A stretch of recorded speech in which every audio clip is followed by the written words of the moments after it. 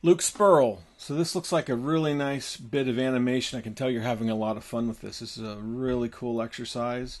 I like what you're doing with it, where you're headed. Let's take a look at it. That little girl is a child. I don't want to see you sniffing around her anymore this afternoon. Do you understand? Yes, sir. Boy, have you lost your mind, because I'll help you find it. What you're looking for, ain't nobody going to help you out there. Jesus can come through that door, and he's not going to help you if you don't stop sniffing after my child. Okay. That's a really cool line from The Office. There's a lot of energy, a lot of excitement.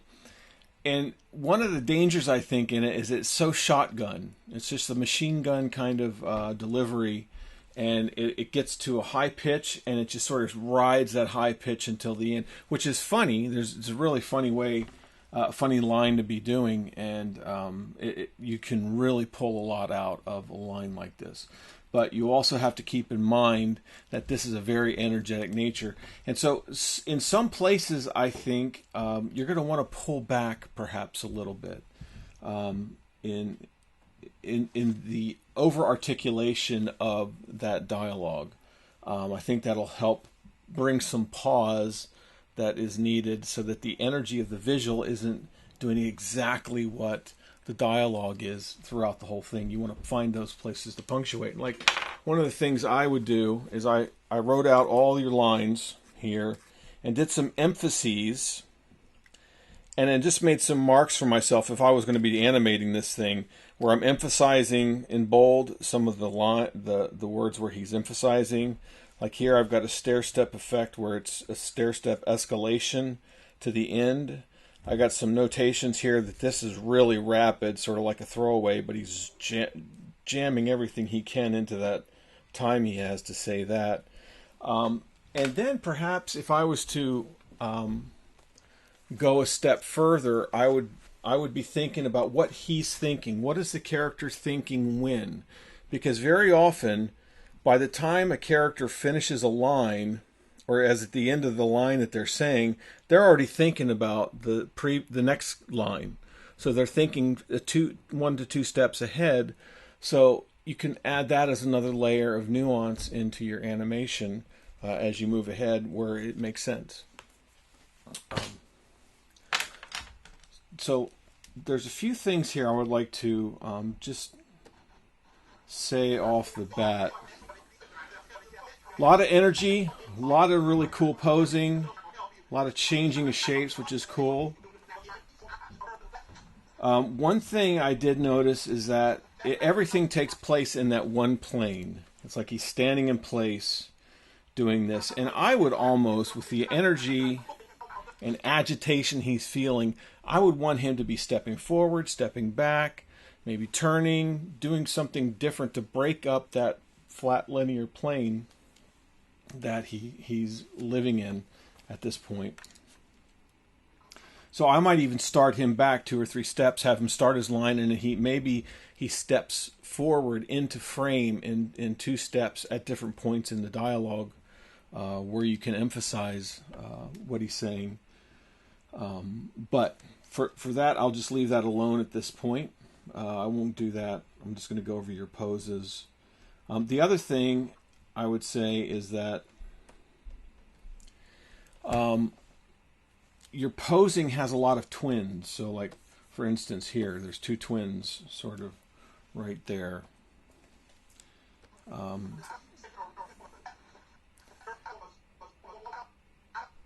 Even here, when you've got these poses, you got, there's sort of a twin thing, at least in mass and shape and angle.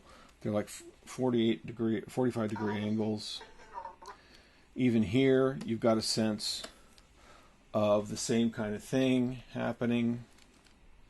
Sometimes that's good, but when you're doing it everywhere, and so here, obviously, those 2 arms are almost twins, but it's a nice variation there. You did get a little variation in that one. Here, they're almost exactly the same, which, again, in certain places it might work fine, but here we've got another twin. And here, obviously, everywhere it's twins, twins. Now, and even here, even though he's turned, you still got twins in the arms. right? This is nice. Again, we're back to twins.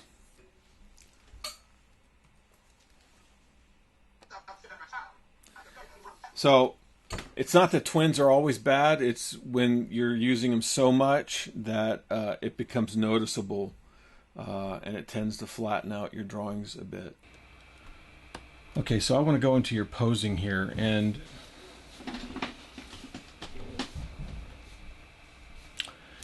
knowing that he is going into this pose.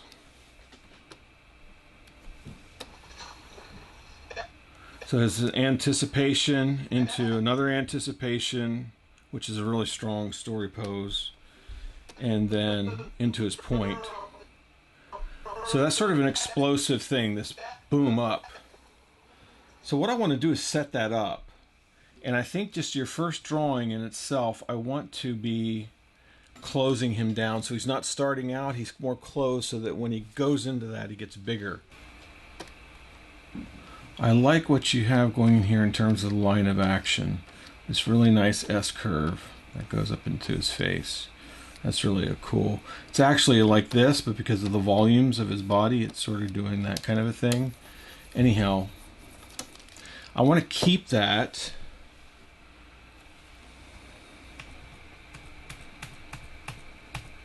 And I notice I'm on the wrong layer in TV Paint. I don't know why it's doing that, but get on the right layer. There we go. So I want to keep that, but because he is going into this pose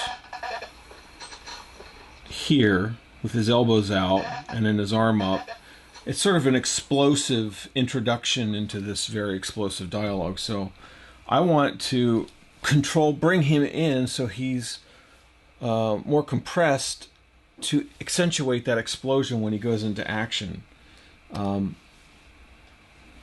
So let's lean him into this a little bit more and sort of turn his body away. So try to keep as much there as I can from yours.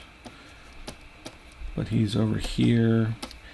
And when you get into doing the body itself, make sure you are maintaining those volumes, like in the chest area. It's very easy to get caught up in the details that end up just being basically the contours of the shape. Because when you start animating things that are just contour, you're not cognizant of the volume inside and maintaining that volume, and so it sort of becomes mishmash, wishy-washy when it moves, so that shape becomes amorphous. But if you're maintaining your volumes at this stage, at least to some degree, to know where they're going, it will give it a sense of solidity as you move through your shot. So, like for him, I want this turning.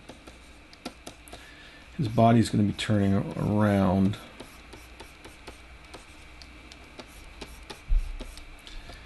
And I want to keep his feet planted where they are. He'll be leaning into this one a little bit more, this leg. I want to close him up, so I'm going to fold his arms.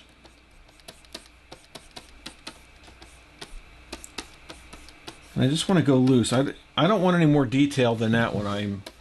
and you're pretty close, but it's easy to get lost up in those things, and sometimes they can be helpful, but just as long as you're going at the speed of thought and performance as much as possible, this will help you a lot to get past all the little details that are in your drawing. So, I mean, all I need is to know that, and I've got my pose. I know exactly where I'm coming from and where I'm going.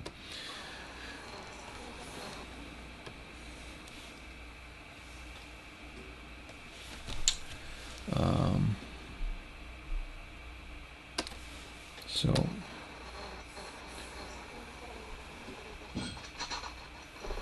there's that first drawing. So here, this is his anticipation. So I'm going to put a drawing in there. So that's pretty good, but obviously I've got to, see where I'm coming from.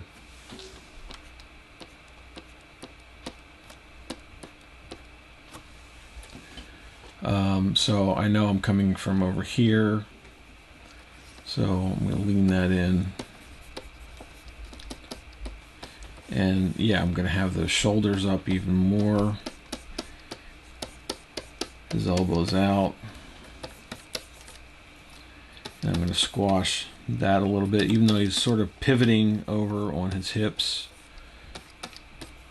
But that's all I need for that pose right there.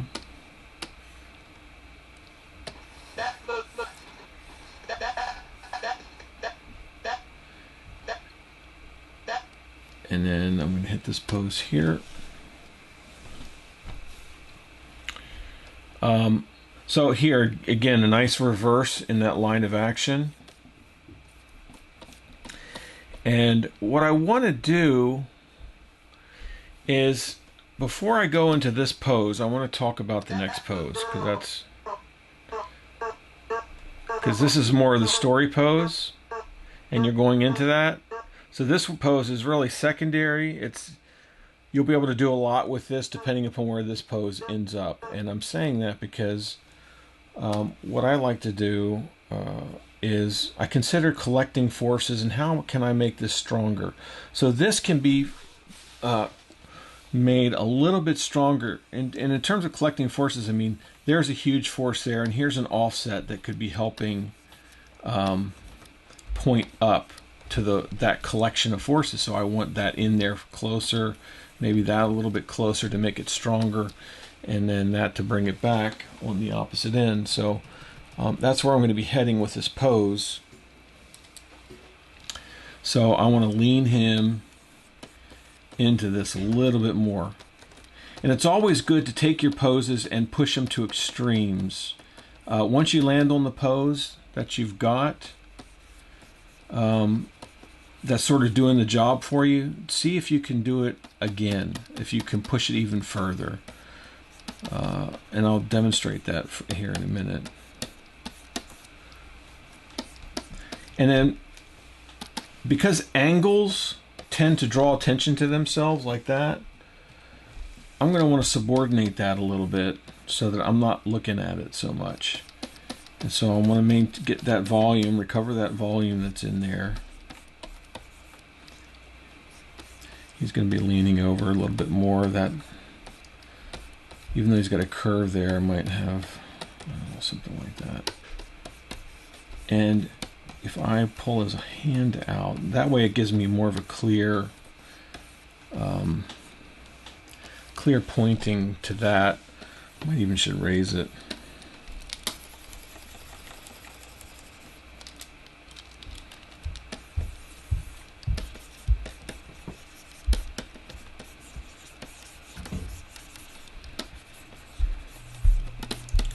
Something like that. That way that everything's sort of leading up into that in some way. So now when I'm on this one, and I put on my light table, now I can pull this together, bring this up. Now, the other thing is that your framing is so tight that some of your action is not able to stay on frame, really. I can't push this up any stronger beyond the frame because it's so closed in. So anyhow, I just want to get that in briefly because that is just a in between.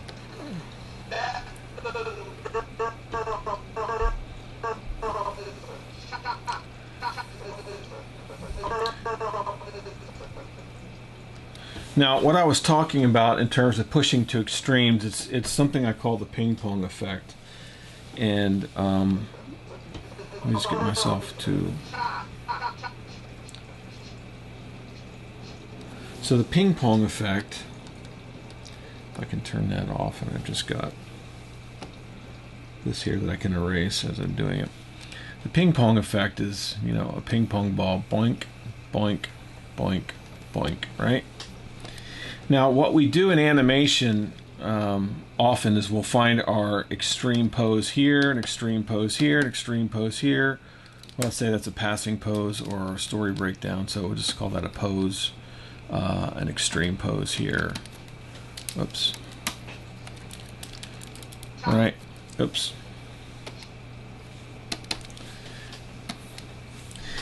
What happens is we put so much time and energy in developing these poses that when we actually when we actually get into in-betweening things, basically what the audience will see when we're in-betweening it, they're not going to see this pose here, for instance, the one that's on the extreme, the one that you've worked so hard for. They're not going to see that. Their eye can only see a couple frames. It needs at least 4 frames. So those 4 frames, if we just cut them off and say, well, they're not seeing that pose, what they're seeing is that pose and that pose, whatever's in there, right? They're never seeing this extreme. And so effectively, your beautiful extremes that you've made aren't working too well, right? So you have to do a couple things.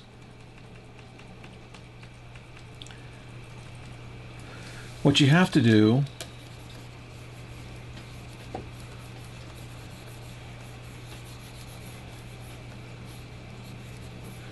is, one, let's say this demarcation. Let's say the demarcation of where they're going to see things is here, right? If you're at 4 frames, that's the 4 frame. We'll call that the 4-frame demarcation. Now, this is weird because I'm just making this up on the fly, and I'm probably going to cut it out. So if I'm going to hit this pose here, and I want them to see it, it has to be within that 4-frame demarcation, right? Within that 4 frames.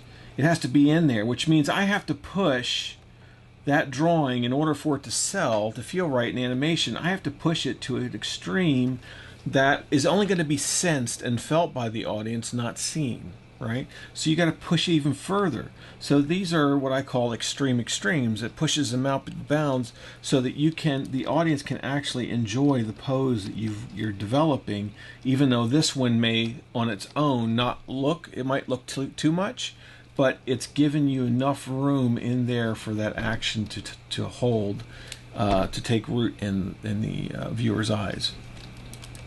The other thing you have to do, or you can do, is instead of doing a ping pong effect, do a few drawings in there so that your action is living within that pose, right? So you have, and then this green line, it doesn't matter anymore because it's been circumvented, right? You don't have to do that. Now you're working and the audience is enjoying all of that. So that's just to say the ping pong method of animation basically cuts off all that, those points where you're working so hard on those drawings and nobody ever really sees them, and it makes your work look flat and stiff. If you push stuff even further, then it becomes something that you can see and notice and enjoy. So that's my ping pong theory. All right, so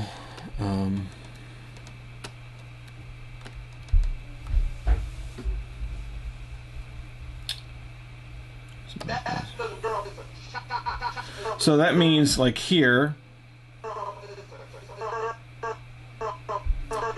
you might be able to keep this pose that you had originally and then move into this pose and stay here for 2 or 3 frames or 4. You can work within that pose. So I mean, what I would do is, because I want to be in that pose even more,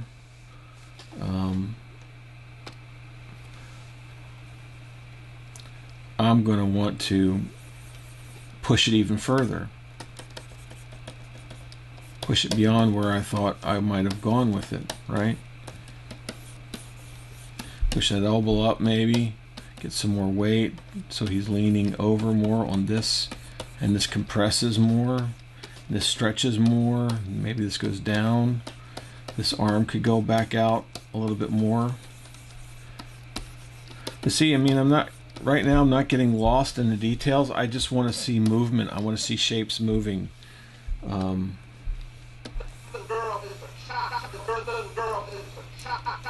he's in there and he's going to come out. So how's he going to come out of that?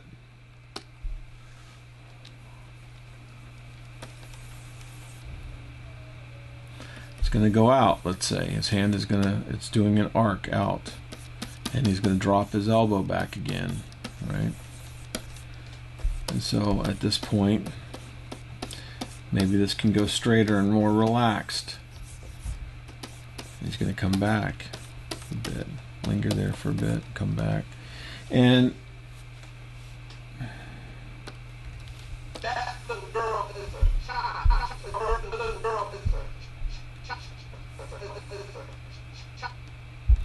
And so now that I know that I've sort of worked myself into a corner where I've been working in that direction without looking at where you're heading. So I've got to adjust this one in order to maintain my forward movement. So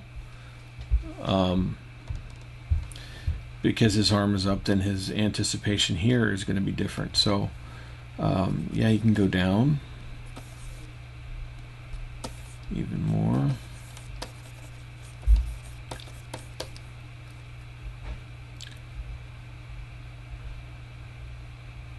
And I might not even do too much of a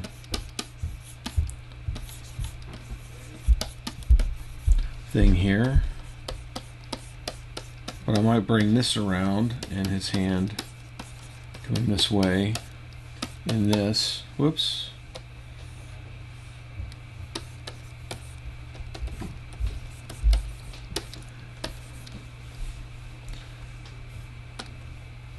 Something like that. Now, that's not a pretty drawing, but it gives me everything I need to be working with him, because right now I'm not committing myself to anything. I want to get the movement. I want to move fast. You can see how fast I'm moving into this thing, and I can get faster if I wasn't having to think about talking about it all. Because I want to feel the movement and intention of the scribbles before I start, you know, getting into the details of everything else. So this is nice. You've got a really nice pose here. I love the you're back on the curve. You're doing the nice waving action, reversing those curves. I might even push it further. So let's push his head over a little bit more. His body, sort of a rotation away, and then because this arm was out so much, bring maybe if I had more room, I would want to take this hand and have it, you know, realize itself out here, which I can't do, and then have this one closer, since his hand was closer. And we're not really going for something explosive. We're doing a change in the posture, although you could go explosive, but for me, this is all I really need for this.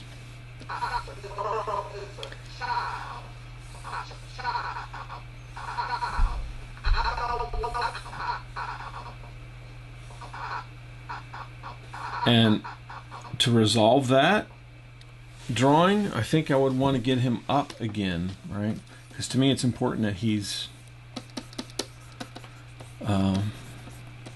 not just hitting a pose, but this one is just more of a movement.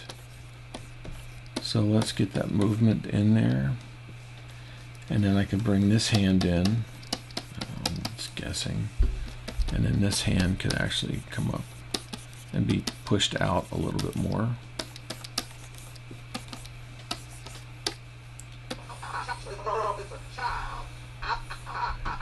So he's in it, and he's up.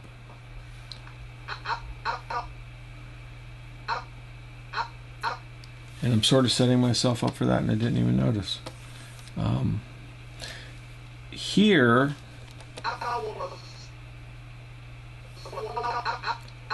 since that's more of a key, I mean, that's more of a passing pose, I would say. This one's the stronger pose in the anticipation. And you do want to make sure that this one is not a lot different, but there's got to be some difference between this one and the previous one. You've got a little bit here. And I like his stance. It looks like he's really turned. It's like this kind of thing is going on where he's turned away again from him. Now, this is fine to have this break here.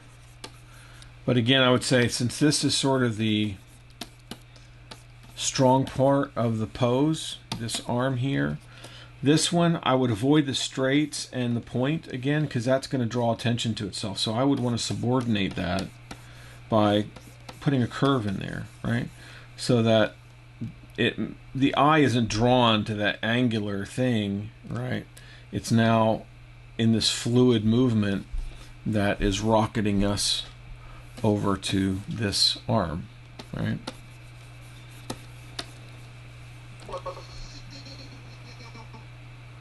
And again, we got another point with the same hand, so I'm not sure. I would probably try to find something so you're not constantly pointing.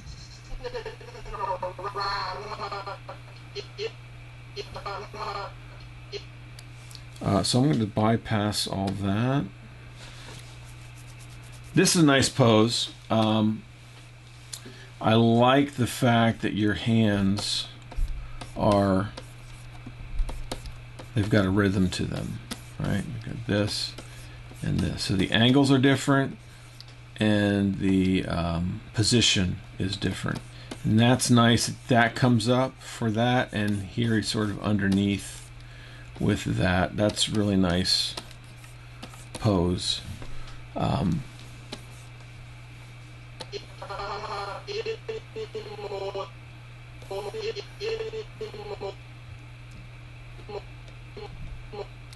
And this is nice too. And it's okay to have, what we call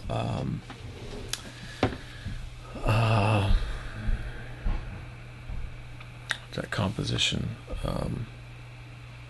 formal composition, so that those two are the same. The head alone is giving you a nice turn away so that that formal composition is actually working, right?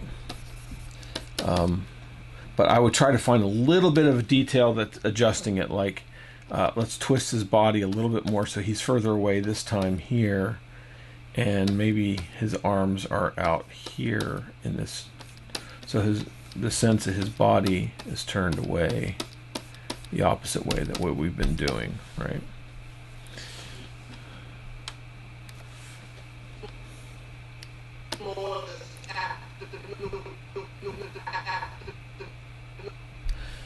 All right. So this pose, you've sort of done this pose before. It's nice. This one,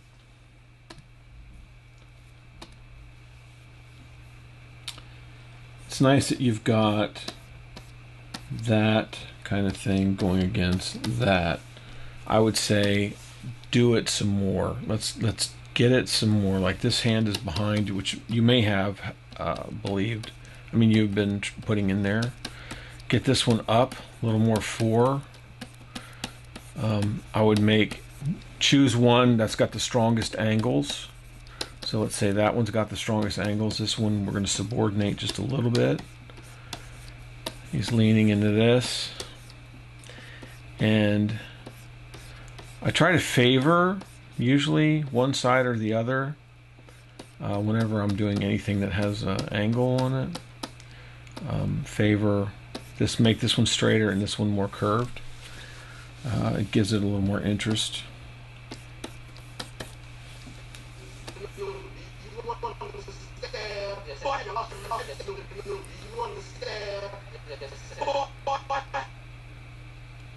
Here,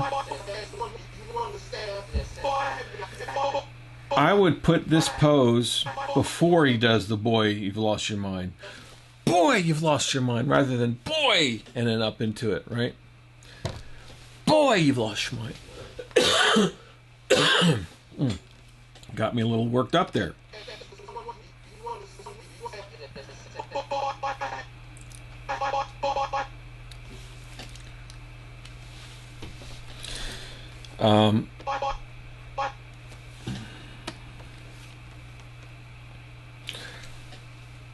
Because again, that's more of an explosive thing. Okay, so you're going down into it. That's good. But I would go even further. I would try pushing yourself either. Get more squashy and stretchy.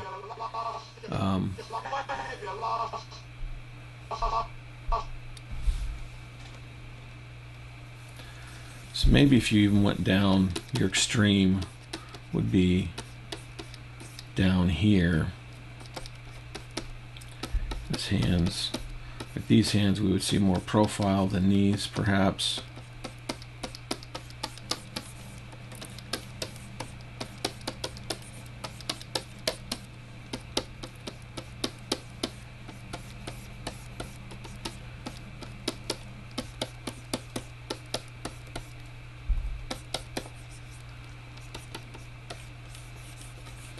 Squash all that. His body's going down there. Make his legs really hit that, right? And so his shoulders could be more up like that. So you can see I'm looking more for a rhythmic kind of way of looking at this rather than getting into detail. The details will come later.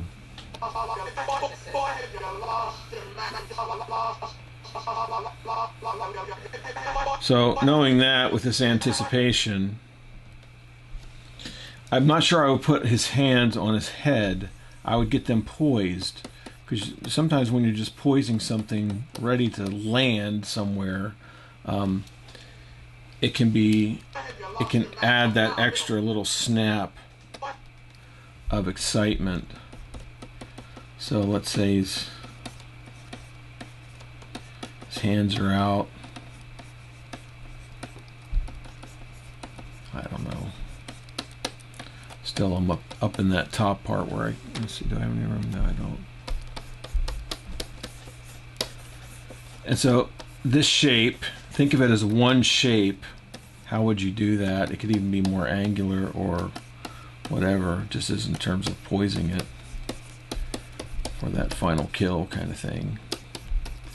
Stretch, stretch. What is that looking like? Right? In that way.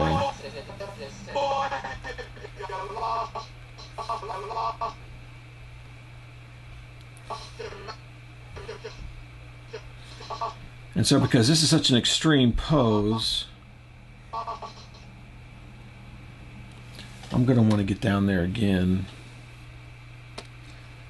even at this stage, because I want to make sure it's working. I'm not committing a whole lot here, so let me push it even further and see what that gives us. So more severe on those angles with the hands over. Bring those up more. How's this going to feel? I don't know. I won't know until I do it.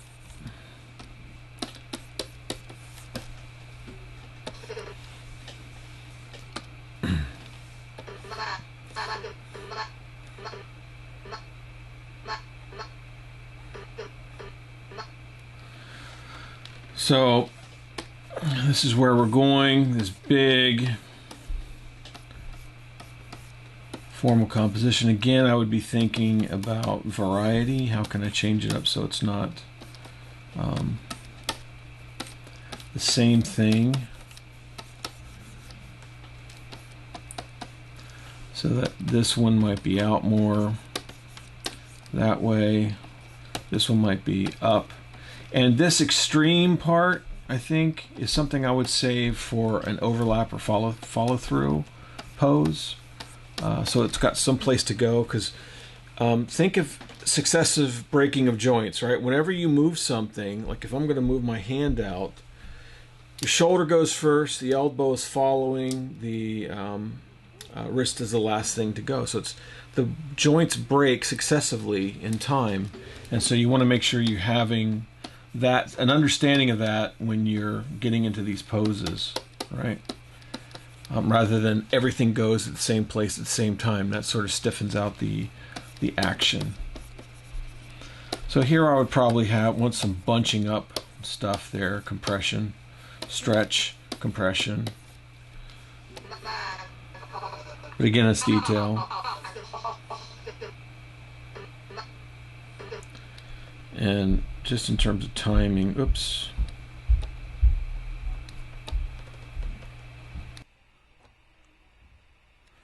I want to give myself some place to go here. So let's say in this one,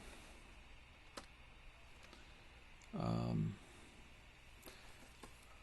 want his head going up. Still aimed down because his neck is coming up like this.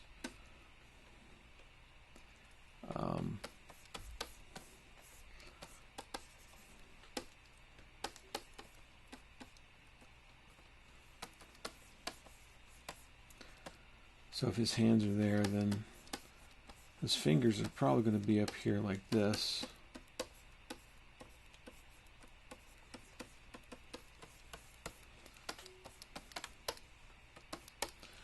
Get the signal so I can see what I'm doing.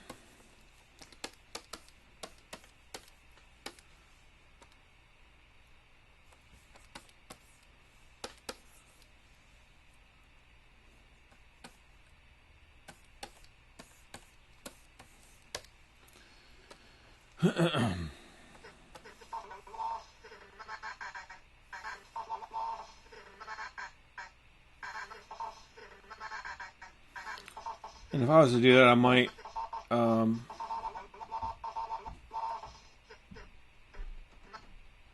might want him to, instead of just his arms back up, he snaps them out and away and then up. So he's coming out from underneath rather than from the top. But I would have to rough it out to see.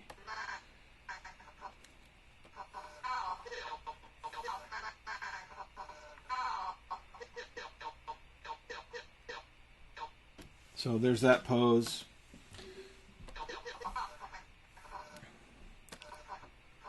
So I just want to put one pose here just to help this one. To give it some place to go. Because it's good, it's fine just to put in poses just to sort of see where you're going at the start, but sometimes it's important to think more in terms of movement, because just hitting the pose isn't necessarily going to do it. How are you getting into that pose, and what is the character relationship between those poses that are living together, because some of them are very critical in terms of timing.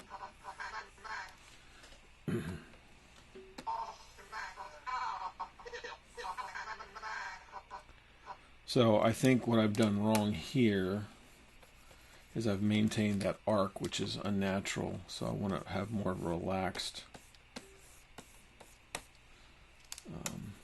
I don't want to keep that bend, that bow bent, so to speak.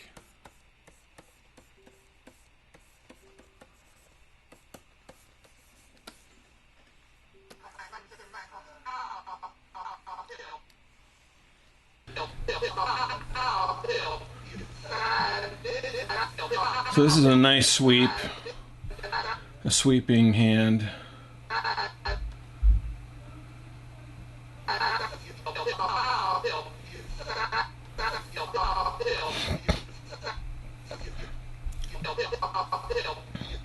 I might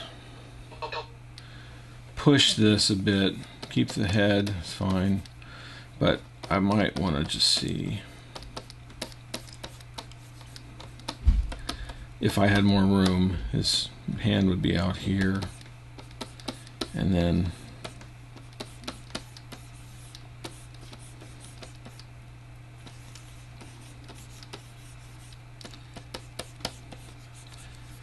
put that up there.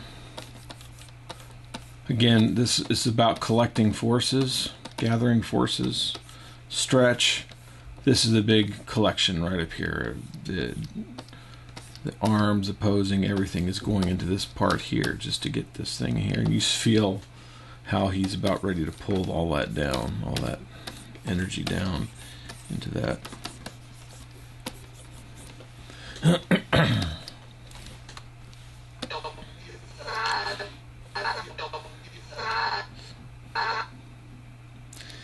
And then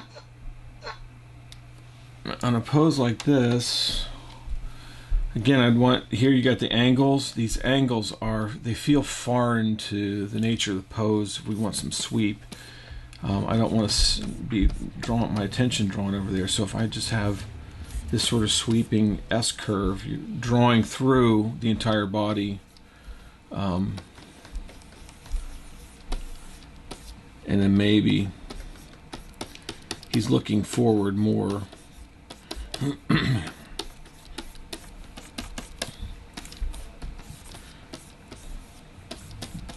sort of pulling that around, get the sense, even though I'm drawing this line here, and you know, if I got into the detail, I'd probably break it there, have a little break there, but I've got that sense of that movement coming through here, and this twist in his body pulling. So his chest is leading his lower body and pulling him through. And then even here, you want to have that, you want to maintain as much of that curve, because that curve brings a lot of energy, and as much as you can pull to work around that curve, the stronger that pose is going to feel, the stronger that energy is going to translate right up into that finger. And so you're going to want to carry that through. And here, again, you got a point here, right here, which you don't need. I want to draw through that, keep that sweep, that sense of force, of movement going through. Maybe bring this up a bit so this arm is higher, even though it might be down, connected further.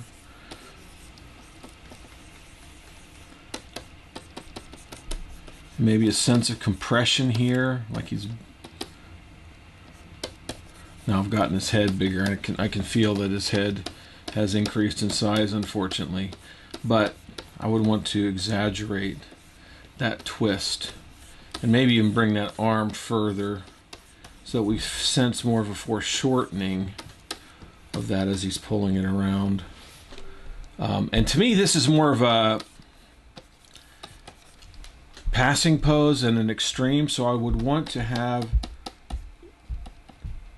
a sense that his fingers still there's drag on his finger. And then rather than pulling it up like you've got it,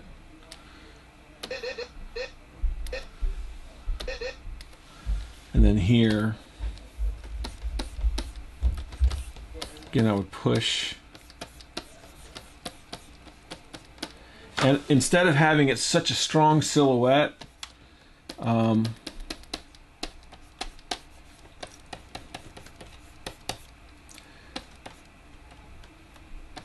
would want a little curve there perhaps, and then go into another pose where it settles. And again, draw through, make sure everything's working as you draw through.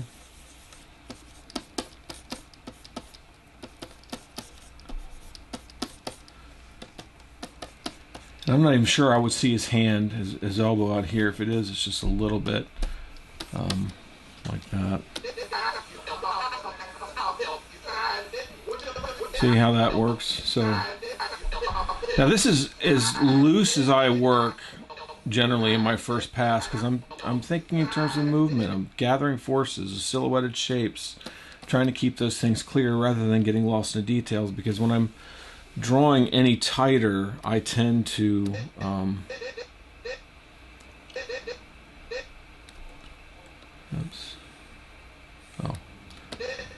I tend to stiffen up in my animation. Now, this is an extreme movement from here to here, so it's going to be very important how you get to those two things. And it's almost very parallel, so I would want to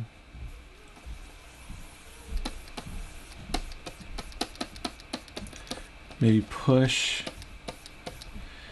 And the shoulders back, it feels like he's putting his shoulder. I would want his shoulders forward a little bit so that you can have like a little bit on his neck, and then the shoulders are coming forward because your shoulders actually are like a girdle that come around. There's a curve there, and then you can go stronger, I mean longer with his arms, really. So I might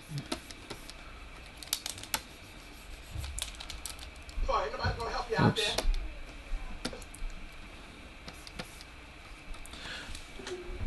So your hands tend to aim in, so this one might be a little bit more profile, and then this one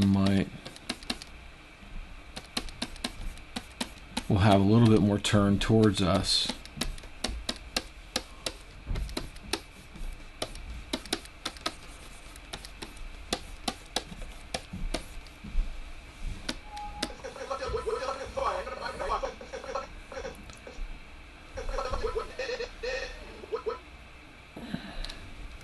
So I'd want to establish in the movement a little bit more storytelling about how is it going to get from there to there. So let's say there's a dip in his face. He's leaning one way still. And now he's rocketing.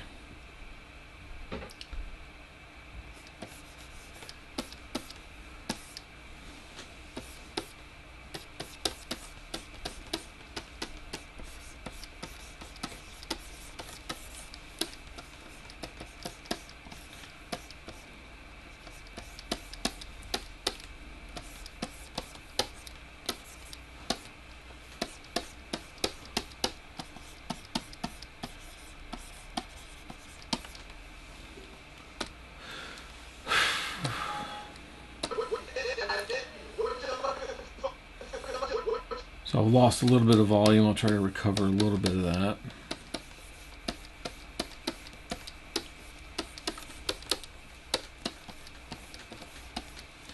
But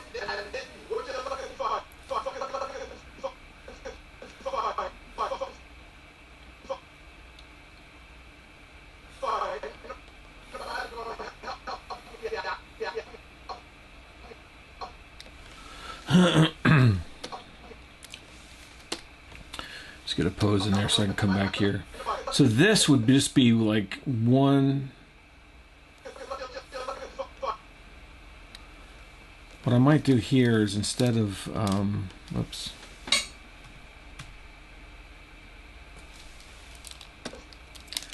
Instead of his hand being here, I might want the pose to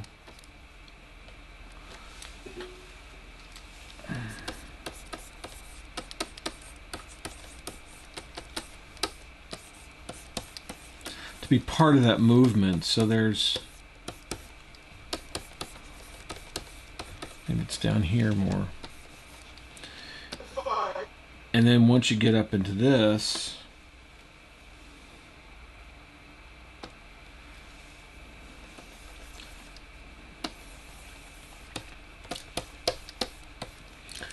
then you can pull it even further. So it's up, further out, a little straighter, but now this arm might be out a little further like that. That way you got a little bit of a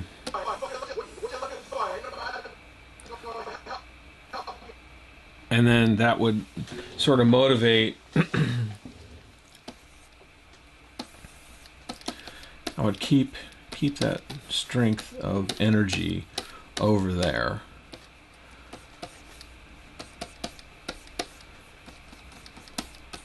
And I'd want to, I'm not sure his hand would be completely over here yet, but it would be nice if that's sort of a broken pose where he's not really hitting this strong pose that you have here, but that he's still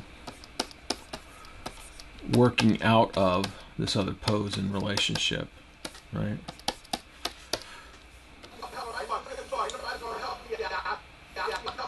And then, because that straight is such a strong, determined placement of something, where this one is more of a casual. He's still throwing it up; it's a movement, but this is so strong, so it feels unnatural that he would be in it so quickly. But maybe since the time you've got, because it's right here where I would want it straighter. So here.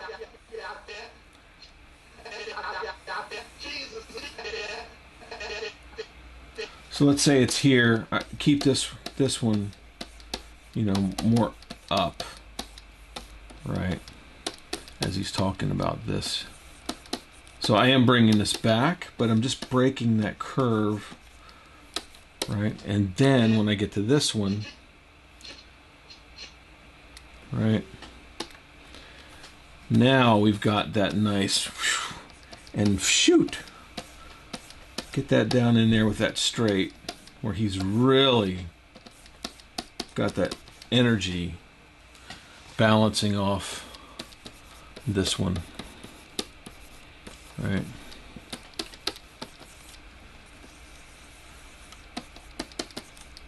Now I would twist his head a little bit. I don't know, just it feels more natural to have more of a twist in that energy, in that moment of energy.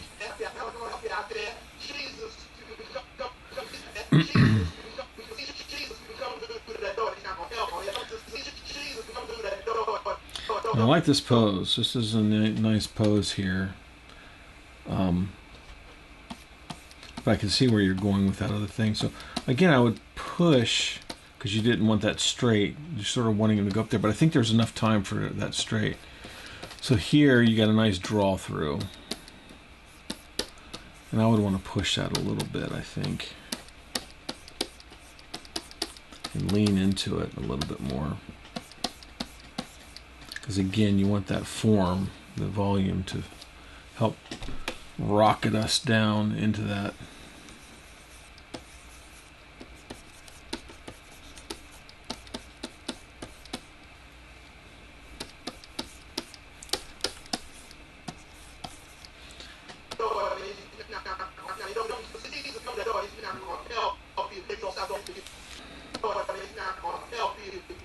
So now you come up into this pose. And this one, since it's something we've already been to before, I'm not sure it's doing much. It's not really telling us much of a story here at this point.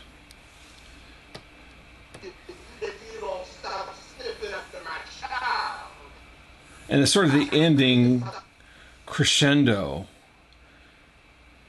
which you should really strive for funny. Sniffing at my child. If you don't stop sniffing at my child. And maybe he needs to lean forward.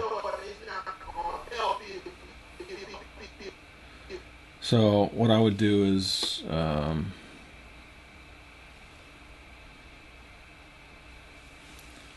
it's my white. Oh, my white is gone.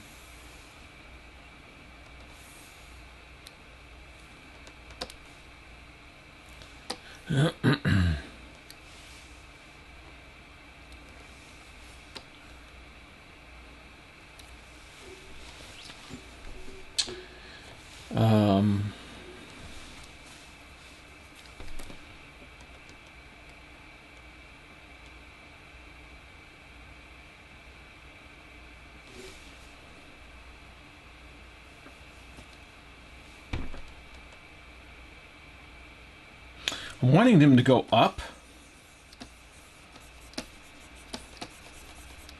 because he's compressed that way. Now we want to get everything going more up. And I think that's sort of what your instinct was as I'm looking at this. But I would want to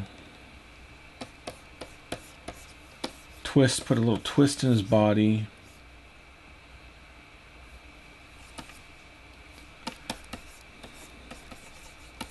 Maybe his hand is getting a little bit more relaxed here, his arm.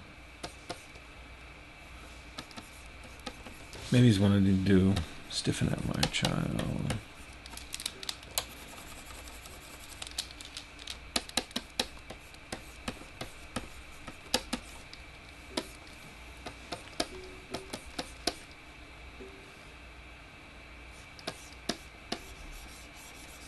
This can still stay sort of like that, just because that's where he was coming from.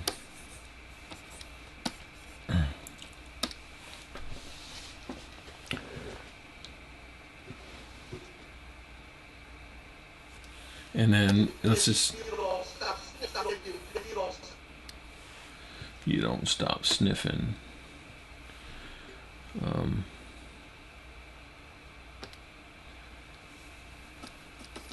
Maybe he's going to lean forward.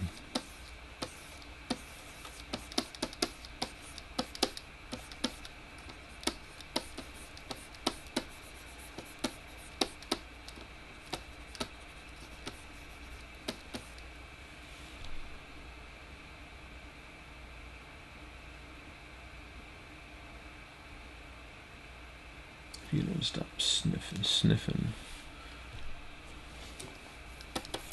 Let's do something simple maybe here.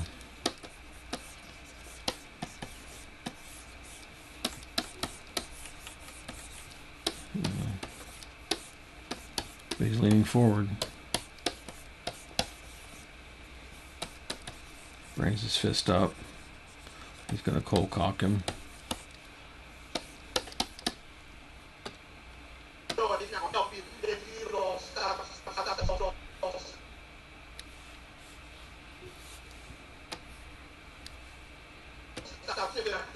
Child.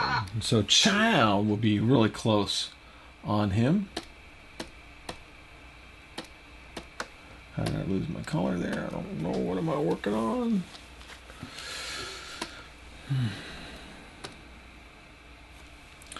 So maybe he's getting closer. Child.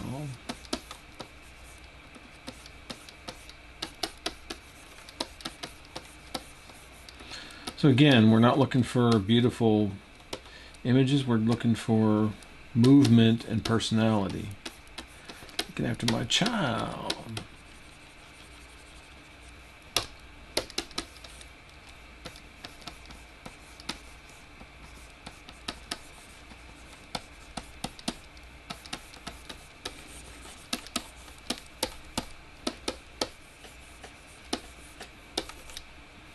It's getting very threatening.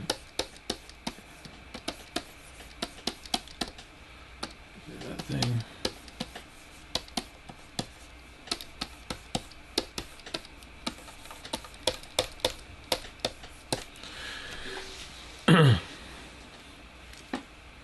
Let's see what this looks like.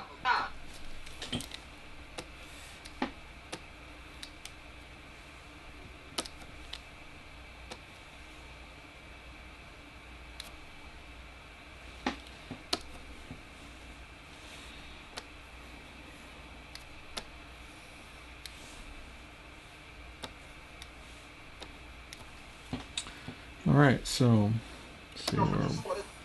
Now it's going to be a bit of a mess, but let's see where we go here. Whoops.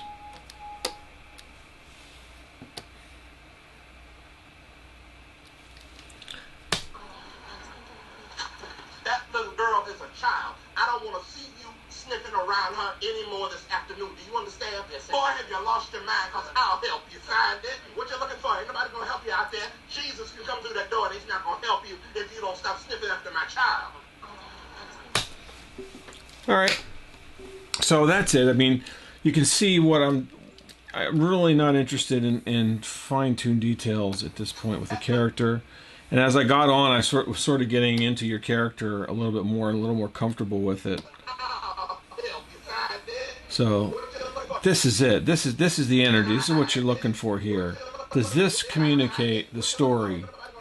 And right now, I'm not committed to any of these drawings. I've only had a few seconds, less than a minute per drawing, let's say. More of the thought process of what's going on behind it, but the actual drawing itself, I'm trying to record it at the speed that I think, and I'm working through this so that the details aren't hindering me. And that way I'm not committed to anything, so I can just get rid of them. I can put them on another layer, put up another layer, work out a different scenario, and I really haven't lost a whole lot. It allows me to work on my timing, my acting, and to try a few different things before I settle into a final performance. And I think that's so important when you're going to be committing so much time to some animation. I mean, this is 414 frames, so you're looking at over 200 drawings perhaps.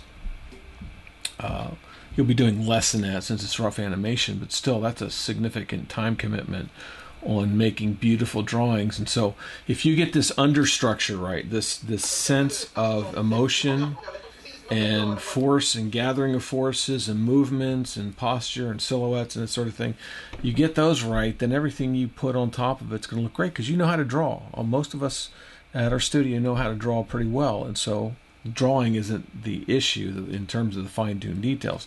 What is the issue, and what we do struggle with, is getting these poses to look so cool.